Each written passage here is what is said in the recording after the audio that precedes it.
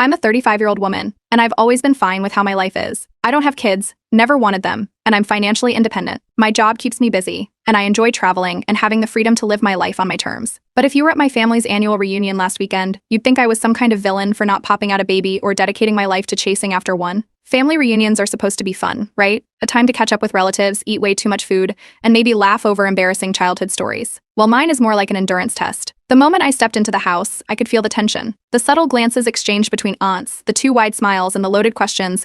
It was all there. I barely had time to hang up my coat before someone made the first jab. "You're still single, huh?" My cousin Patricia said, loud enough for the whole room to hear. Patricia, who has 3 kids and posts about them nonstop on social media, was holding court in the kitchen, showing off her youngest's latest school photos. Must be nice to have all that free time. What do you even do with yourself? I smiled politely and shrugged it off because what's the point of engaging? But it didn't stop there. Another cousin chimed in, talking about how their lives really started after having kids. Then someone else asked, have you ever considered adoption? I mean, it's not too late, but it's harder when you're older. It was like they'd rehearsed this routine, a coordinated ambush designed to make me feel small. They'd say it all with fake sweetness, like they were trying to help.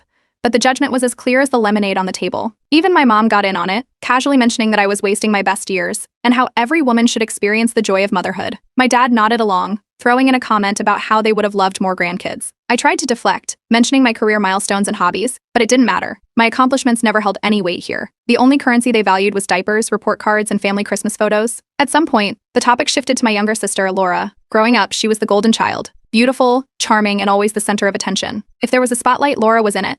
But things changed when she got pregnant at 21, dropped out of college, and got involved with the wrong crowd. Addiction followed, along with a series of bad decisions. Eventually, she disappeared from our lives altogether. The last time I saw her was years ago, at some court-mandated family therapy session that ended with her storming out. No one had heard from her since. When Laura's name came up, the room got quieter. It was like everyone collectively decided not to dwell on it for too long. My aunt mentioned, almost offhandedly, that Laura's son, Jamie, was in foster care now. She said it like she was talking about the weather, detached, casual, and with zero emotion. I froze for a moment trying to process what I'd just heard. Jamie. I'd never met him, but I knew he was about 10 years old now. The last I'd heard, he was living with Laura and one of her boyfriends. Apparently that didn't last. What do you mean he's in foster care? I asked. My aunt shrugged. Well, you know how Laura is. Her choices caught up with her. Poor kid. But what can you do? I looked around the room, waiting for someone to say something. Anything. But they all just went back to their conversations. It was like Jamie didn't even exist. I pressed my parents about it, but they waved me off. You wouldn't understand, my mom said. It's not that simple. The rest of the evening was a blur. I couldn't stop thinking about Jamie, a 10-year-old boy abandoned by his mother and dismissed by the very people who should have been there for him. And here they were, lecturing me about responsibility and family values. When I got home that night, I couldn't let it go. I started digging,